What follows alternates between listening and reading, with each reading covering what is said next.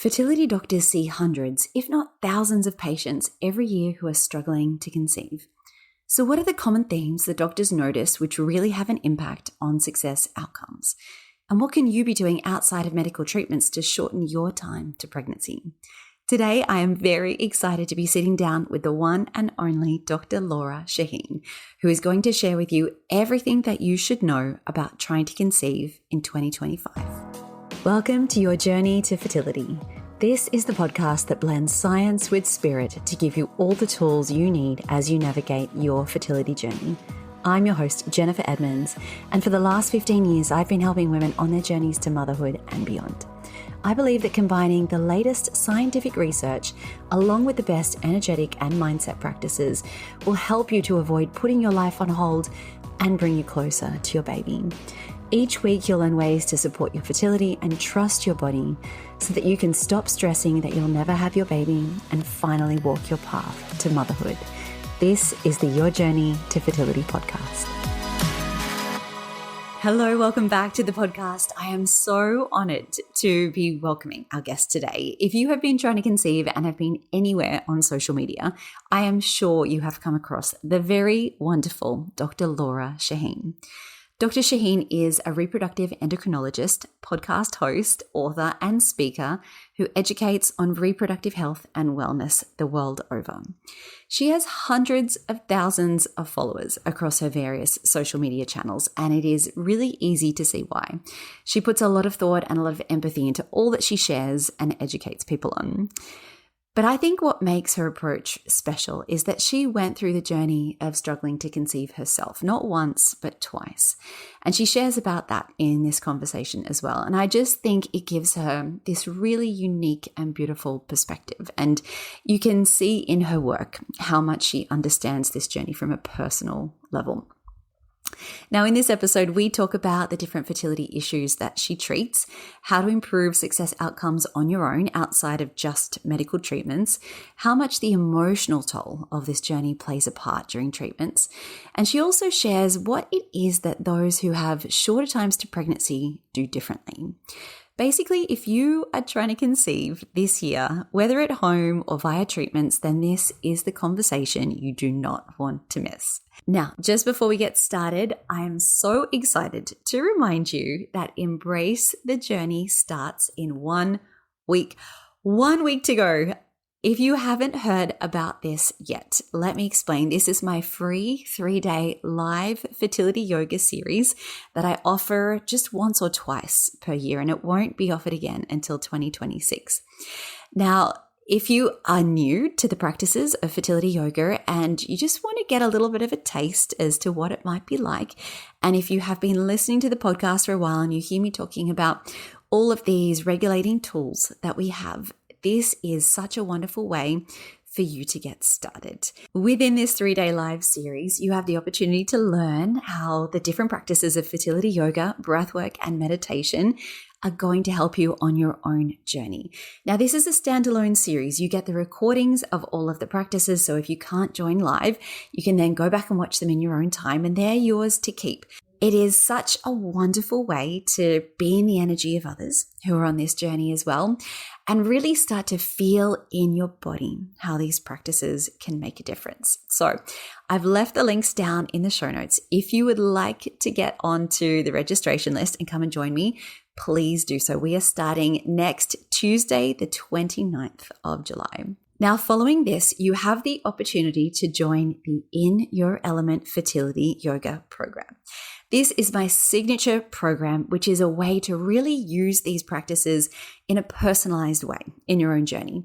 You have access to weekly live classes, ongoing breathwork and energy sessions, monthly coaching calls, community support, and ongoing Q&As with fertility experts. And I am ridiculously excited to announce that Dr. Lora Shahine will be running our first Q&A after the program begins at the start of August. So you have the opportunity to come and meet her, ask her all of your questions direct. She will be there to help guide you through anything that you need help with. This is something that we do on a monthly basis. We have a fertility nurse on staff, a fertility nutritionist, and we run these regular ongoing Q&As. So you can ask all of your questions direct to these experts. Now, the program is $39 per month. It is a month-to-month program. There are no joining fees. There are no cancellation fees. It is something that you can come and enjoy for as long as you wish. So if all of that sounds like something that you would like to get involved with, visit elementpilatesyoga.com/waitlist or follow the link that I have left in the show notes. So let's get into this conversation now. Here is Dr. Lora Shahine. Now, shall I call you Dr. Lora or Dr. Shahine? Please just call me Laura. Thank you. I find it so hard to call you Laura. Thank you for being here, Laura. I am so honored to have you on the podcast and really excited for everything that we're going to speak about today. You do so much for the fertility community, both in your work and all of the extra work that you do online as well. So big welcome to you. May we start by learning a little bit about you. I'm sure that most people listening to this have come across you, but who are you and what is the work that you do? Oh, thanks. I'm so excited to be here. I love what you are doing and helping others. I was just saying before we started recording, I love your content. I always watch it as soon as it comes up. It's a mix of education, but humor and just, sometimes it's just going through this fertility journey is so hard. If you can't laugh, like you can't keep going on. So I really appreciate what you're doing. I'm excited to be here. So I am a physician. I'm a reproductive endocrinologist practicing in Seattle. I'm in a private practice that I'm so proud of. It's called Pacific Northwest Fertility. It's been open since 2005. And I started working here in 2009. I also have a clinical role in teaching at the University of Washington, as well as a private hospital here called Swedish or Providence that has a wonderful OBGYN residency program. So teaching is really important to me. I have my own fertility journey. I can talk about medicine. I can talk about fertility. I just love educating in this space and supporting others. And I'm happy to be here. Thank you. Thank you for sharing all of that. I remember I first came across you on social media because you have such a wonderful online presence. And, just like you were saying, we do need to laugh on this journey or we will just be crying all the time, as we well know. But you have a lovely way of bringing humor into it as well, but in a nice way. And what I love about your approach to what you put online is that you're not sort of telling people, especially women, you've done this wrong, you need to do about this, you're getting old, your eggs are too old. There's none of that when I see your content. And I think that, yes, we're all aware that age impacts fertility and we hear it every single second of the day. So to have such a fresh kind of, approach that you have is amazing. I think what sets you apart a little bit is the fact that you can empathize with this journey from your own personal story and your own journey. And I would love for you to share a little bit about what that looked like for you.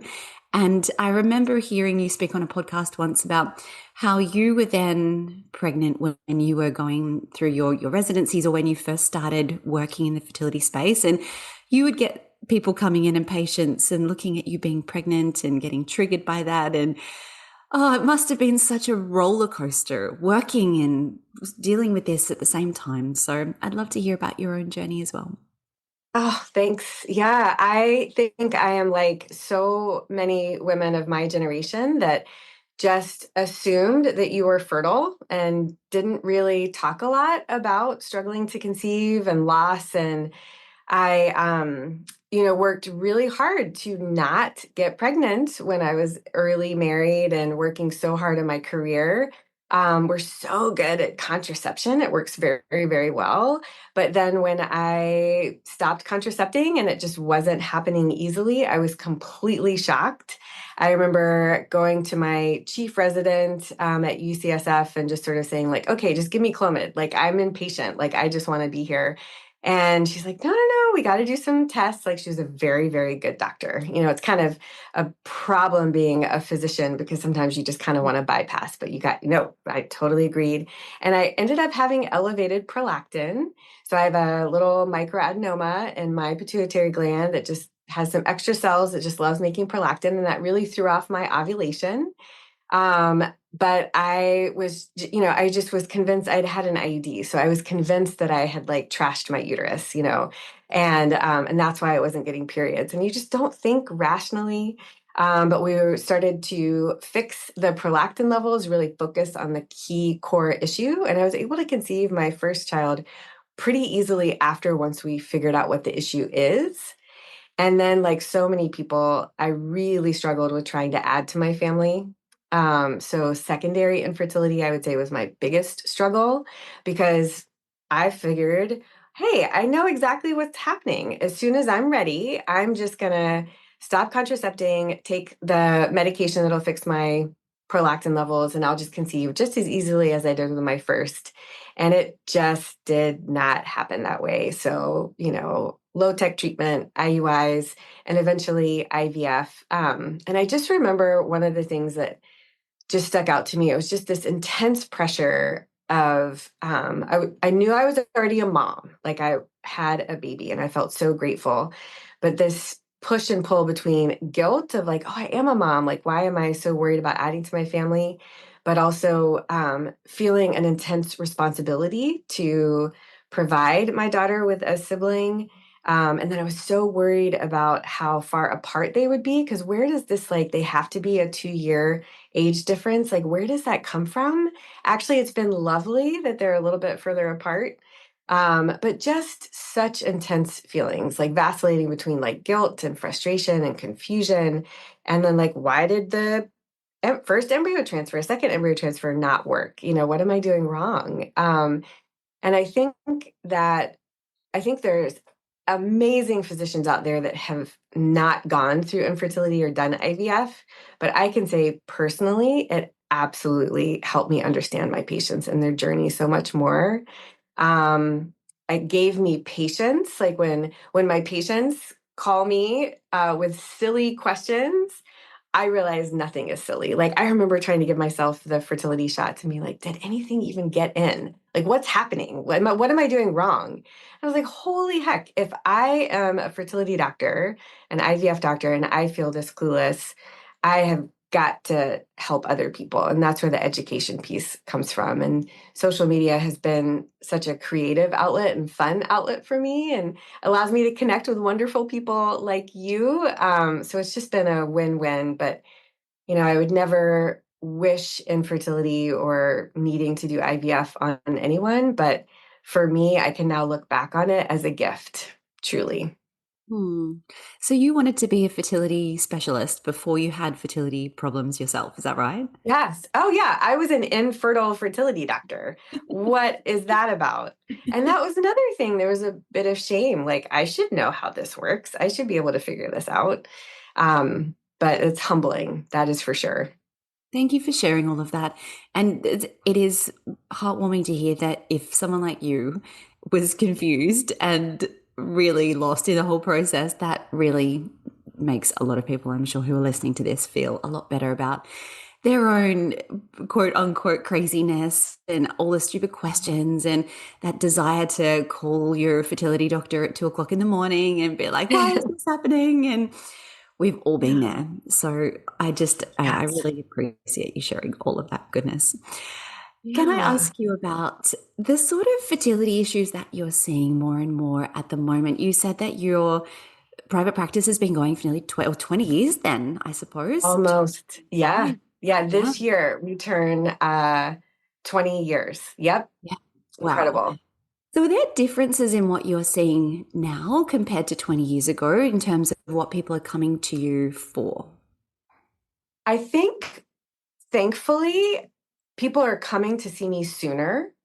I have seen drastic changes in the field over 20 years, but they are almost all for the better.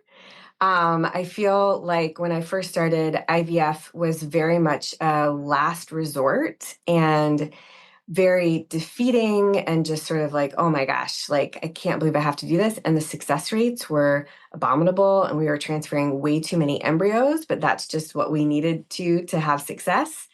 And now I feel like patients are coming to me more empowered, more educated, um, And sometimes I'm the one who's having to say like, whoa, whoa, whoa, let's not jump to IVF right now. Like let's figure some things out. Let's look at all options.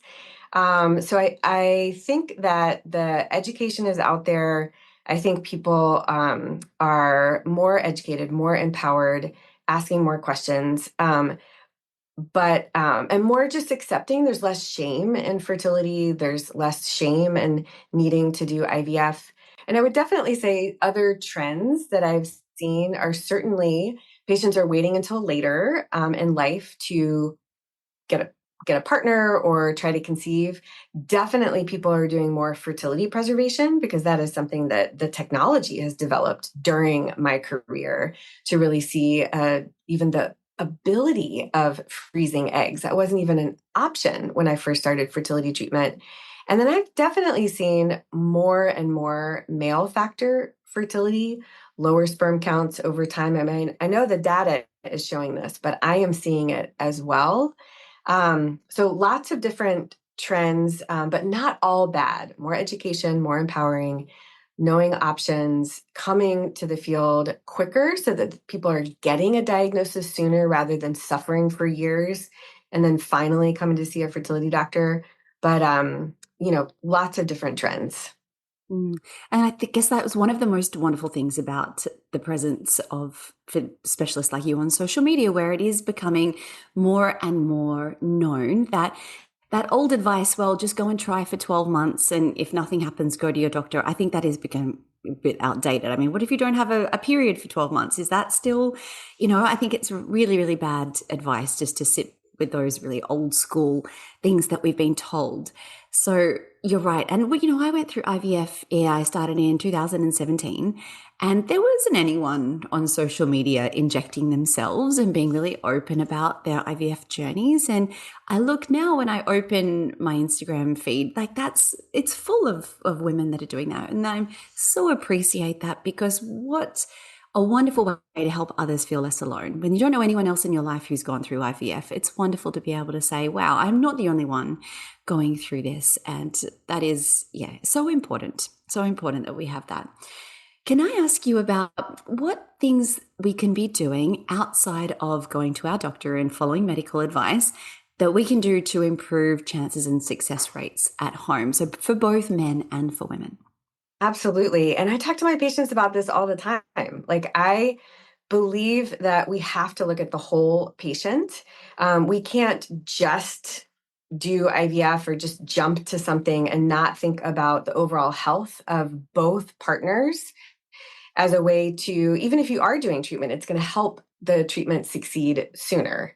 And if you could focus on these things even before you're thinking about trying and you're kind of moving in that direction, the sooner that you start focusing on your health, not only are you going to conceive faster, but you're going to have a healthier pregnancy and you're learning about how to be healthier for the rest of your life. So I talk to my patients about nutrition, exercise, sleep, and stress management. Those are the four things that I'm constantly talking about. And I also am very careful about being very limiting. I share evidence, like, for example, nutrition. Um, okay, the evidence shows that the best diet out there for fertility is a Mediterranean diet. Nurses Health Study, multiple studies. Well, basically, what is a Mediterranean diet? It's lots of fresh fruits and vegetables, some animal protein, less red meat. If you're going to focus on animal protein, more like chicken and fish. And it makes sense. Like, we all kind of know how to be healthy, but it can turn so quickly into limiting or kind of this shame cycle. So I talk about, like, how to be healthy, how to choose less processed foods, more fruits and vegetables, colorful foods, all these antioxidants that you're going to get in nutrition. But gosh, if you can just make healthy choices 80% of the time, you are winning. I mean, that really comes from an Eastern medicine perspective.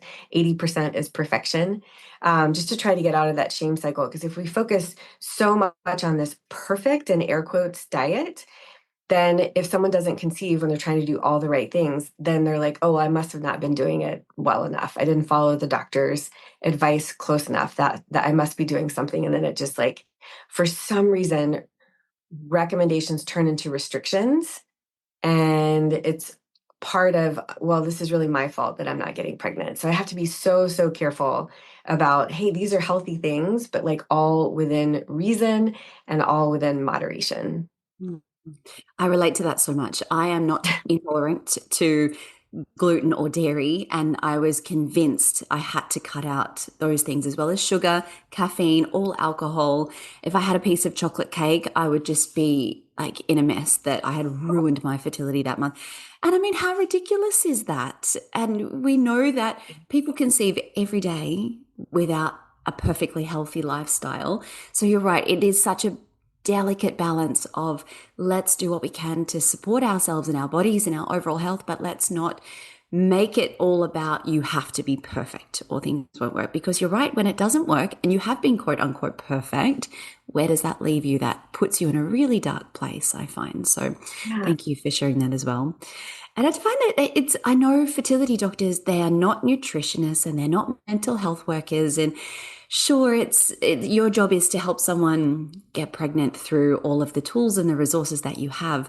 But I so appreciate you mentioning the path of looking after yourself in terms of stress levels and sleep as well, because that is something I think gets really overlooked because I did the perfect diet. I took all the supplements. I did everything my doctor said, but I have chronic insomnia and I'm waking up 4 times a night and I'm answering emails from my boss at 6:30 in the morning while I'm sat on the toilet. And like, this is not a normal way for our brains to function. So could you talk about what you see with your patients in terms of stress levels and how that really impacts them? Yes, I talk about this every single day, and I think it is absolutely key and important. There is no way that stress and mental health cannot be related to your body and your overall health and well being. But it is so hard to talk about, and it's uncomfortable for a lot of doctors to talk about. And I certainly don't want my patients to stress about being stressed and kind of go down that spiral. And so, but just to blanketly say, like, oh, there's a couple of studies that show that stress doesn't impact IVF outcomes. And like, so therefore, we don't need to talk about it with our patients. Like, I'm also not built that way either. You cannot eliminate stress. It's coming at you every day, whether it's some, unexpected post that you see on Instagram, whether it's like walking down the street and almost getting, hit by a bus or something, like just, stress is coming at you, but you have to work on stress management tools in order to recover faster. So if you can work on making sure you have joy in your life, not and like when you're doing a fertility diet, like you don't want to restrict every single thing that you enjoy. Have a piece of chocolate cake every once in a while because it's awesome. You want to spend time with friends, you want to go on walks, you want to, everybody's so different. So stress management is not always one-on-one therapy. I mean, one-on-one therapy is absolutely amazing, but sometimes that just doesn't work for people. Sometimes group therapy where you're sharing stories of infertility, sometimes it's extremely helpful to feel less alone. But for other people, hearing other people's stories are actually kind of stressful too. So you have to find the right thing: journaling, meditation, mindfulness, yoga, walking, forest bathing. I don't know what it is, but you have to work on that, making joy happen because we feel so out of control on this fertility journey, right? Like I was type A, success driven person who got into college, got into medical school, got into fellowship, got my dream job. And the one thing that I thought every woman should be able to do, which is to get pregnant, I couldn't do, on my own. And there was so much shame and frustration built up in that. And letting go of that a little bit, becoming sort of humble and uh, just realizing that there are things that I can control and I can't control, I think is something that is really important. And it helped me sort of release a little bit. And you have shared this. I've heard you speak on podcasts too. It's hard to help my patients get to that point where they release a little bit of that self-blame or they sort of submit to the beauty of the process a little bit. But when they can get to that point, I just see their shoulders, relax a little bit. I see them bringing joy back into their life. Sometimes it means taking a break from fertility treatment for a month. Sometimes it means going on a little weekend away trip. But just when I say manage stress, it's it's such a big thing, but it's just not losing yourself in this whole process. Because if it becomes too much, you don't like yourself in the process, you've removed everything in life that brings you joy, guess what? You're going to stop trying, because trying means being completely unhappy. And if my patients stop trying because they choose to be child free and that is the right life path for them, awesome, fantastic, wonderful. But if they stop trying because it's just become too hard, or they haven't paid attention to the stress of it all, or the mental health piece of it all, then that's on me. I want to talk about it and provide resources. Thank you for sharing that. I think that hits home for so many of us that are listening to this idea of, as young women, we're taught you work hard, you get what you want if you work hard enough for it. And like you said, we get into the universities that we want, we get the degrees that we want, and we get the jobs that we've dreamed of, and then wow, it just smacks you in the face, doesn't it? That effort does not equal reward in this path Yes. at all. And it's almost the opposite, isn't it? The more you do, the harder things become. And that lack of control is so overwhelming and difficult. And Absolutely. thank you for sharing that. And I love what you said about how managing your stress isn't just about, don't do it because it's going to get you pregnant.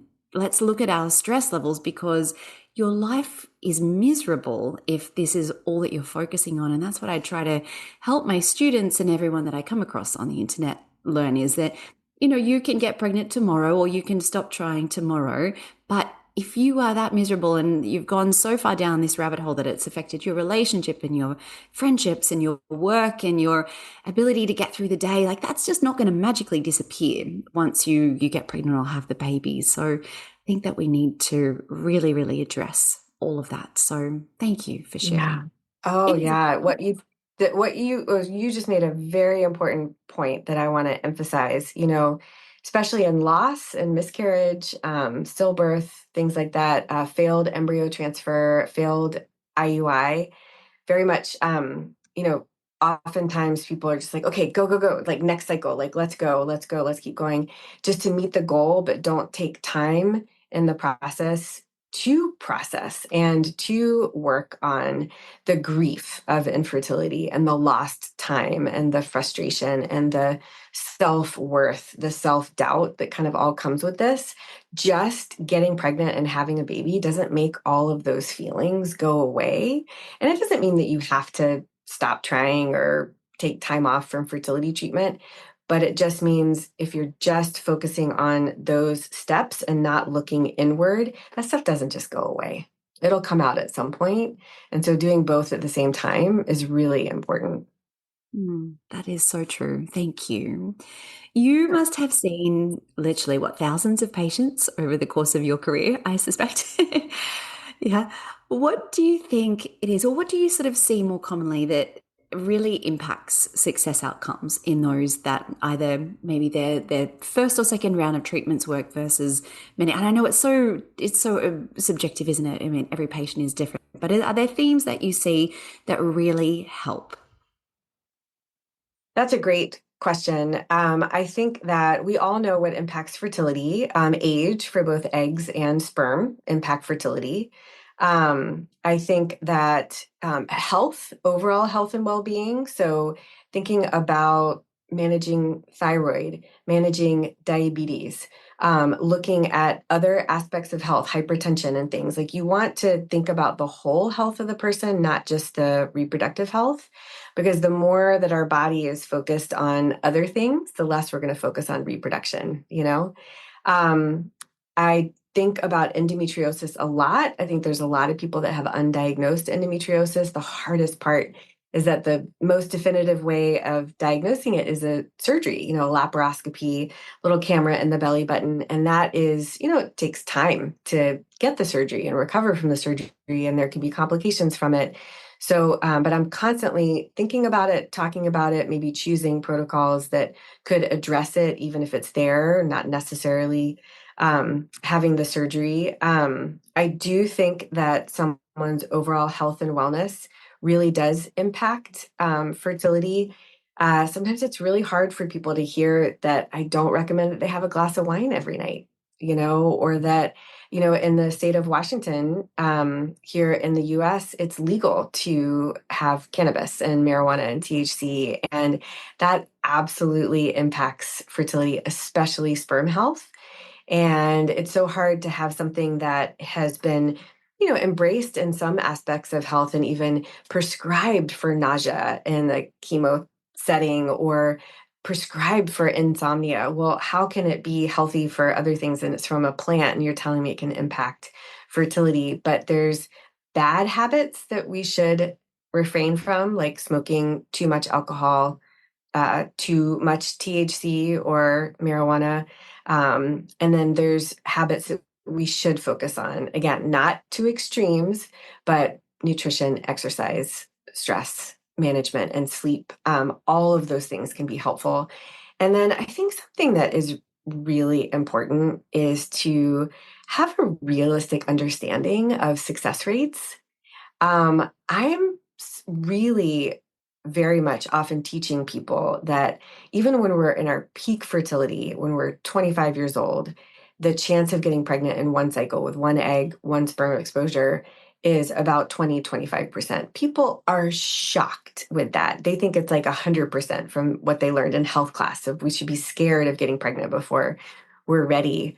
And that, if someone has unexplained infertility, they've been trying for a year and got sperm, they got eggs, they're ovulating, anatomy looks good. Like you can't really figure out why they're not getting pregnant. The chance of getting pregnant each month, it's anywhere from 5, maybe maximum 10%, depending on age. And with fertility treatments, we're never at 100%, but like one intrauterine insemination or IUI, even if you have the medications and the ultrasound and the trigger shot and all of that, we're not going to get more than a 20% success rate. And people are shocked by that. And IVF, it's incredible. Like we've gotten to, if you do chromosomal screening on the embryo, just in my lab, we transfer a single euploid or screened embryo with a 65% chance of live birth. I mean, 20 years ago when I started, we were transferring 5 embryos and we're lucky for a 20% success rate. But people honestly believe it's 100% success rate, or I mean, they know logically, but I just think really having honest conversations with a doctor before you even start doing treatment, like, hey, you're 40 years old, you have, a low egg supply. It really might take you 3 or 4 egg retrievals to meet your family goals. I think those are hard things. We always just want the first thing to work. But that's a really important mental piece that I think is important to have good discussions with your doctor before you start trying treatment. I started treatments when I was 34, and these conversations were not had with me. Yeah, It was just okay, you're not getting pregnant, let's try this. Oh, that didn't work, let's try this. And you're kind of, when you don't know what you don't know, especially because we're not taught any of this, are we, when we're growing up? And if a fertility doctor is not setting out all of the guidelines and sitting you down and saying, look, realistically, here's what you should expect. I had in my mind that IVF was this light at the end of the tunnel. It was going to be, if nothing else had worked, at least I had that in my back pocket. And you're right, when you look at the success rates, even like you said, with a euploid embryo, it's still only 60 to 70% chance of it actually becoming a baby. And it's like, how is right. that possible? But you're right, we're not having these conversations. So thank you for sharing that. So, Yeah. Yeah, it's hard because your doctor wants everything to work the first time too, and it's not to bring negative thoughts in or be pessimistic about it. But I just think being realistic with your patient is a really, really important piece of this. absolutely. The last thing I wanted to ask you is if you could go back to that younger version of yourself that was stuck in the space of nothing is working, what have I done wrong? Or for anyone who is in the midst of their own journey, what advice would you like to give them? Oh my goodness. Don't lose yourself on this journey. Be kind to yourself, be humble, and don't be afraid to get a second opinion. Yeah. All of those things, especially women are taught to not rock the boat and to be nice and to be a good student, be a good, you know, daughter, be a good patient. but it is okay to ask for a second opinion. I think it is really important to have other people kind of have fresh eyes and fresh thoughts. It's hard because there's still so much that we have to learn about fertility treatments and reproductive health. And shoot, we still don't even know what causes someone to go into labor. I mean, there is so much that we don't know about women's health. And so it's hard when you get different opinions from different doctors, but somebody really can sometimes look at things in a different way and kind of show a little bit of a different path. So don't be afraid to get a second opinion. Thank you. That is amazing advice. And we are so lucky to have you. The world is a better place for having you in it. So thank you for everything that you have shared with us today. Where is the best place to find out more about you and learn from you? So definitely love teaching and educating. I think you'll find a lot of information on my YouTube channel, Dr. Lora Shahine, my weekly podcast, the Brave and Curious podcast. You can listen anywhere you're listening to podcasts, and then links to my books and blog posts and lots more information on my website, drlorashahine.com. Thank you. And thank you for everything that you do and share with the world. Honestly, it's not something that a lot of fertility specialists do, and it is much, much appreciated by everyone who is listening to this. So thank you for being here. Thank you. It's so much fun to connect with you, Jennifer. I love what you are doing to educate and all the entertainment you have and support that you have in this fertility community. And it's a real joy to be here. Thank you. Thank you so much for listening to this episode. I love Dr. Lora so much, and I hope that you could just hear in her voice how passionate she is. And if you don't already follow her on either Instagram, TikTok, or YouTube, her YouTube channel in particular is so informative, and she has an incredible podcast, which she updates weekly as well. I've left links to all of those in the show notes, so please go and connect with her. Now, there is a bonus podcast episode dropping this Friday, which I'm excited for you to all listen to. But next week, we are going back into the end of our 3-part series around coming back into alignment on your fertility journey.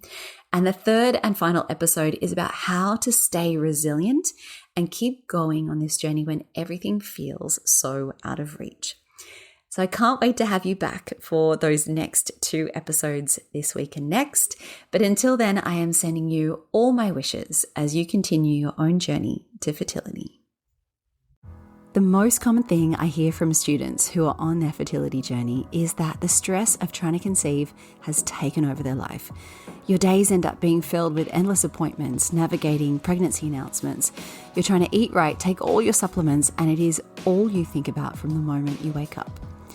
I designed the Element Fertility Yoga course to support your body, your mind, and your mental health in 3 important ways: to synchronize your hormones, increase circulation and blood flow, and to help regulate your nervous system. But on top of this, the greatest gift that you can give yourself throughout this journey is a sense of peace, to help you calm your mind and just make this process feel easier. Every single one of my students tell me that this is the first thing they notice after starting a yoga, meditation, and breathwork practice. But on top of this, you have the amazing benefit of actually supporting and increasing your fertility. Studies have shown that those participating in mind-body programs as they're trying to conceive have success rates 3 times greater than those who don't. The course I've designed walks you through natural conception as well as fertility treatments and IVF cycles. And the best part is you can work through it at your own pace in the comfort of your home. The practices start from just 10 minutes per day. To learn more, visit elementpilatesyoga.com or see the link in the show notes.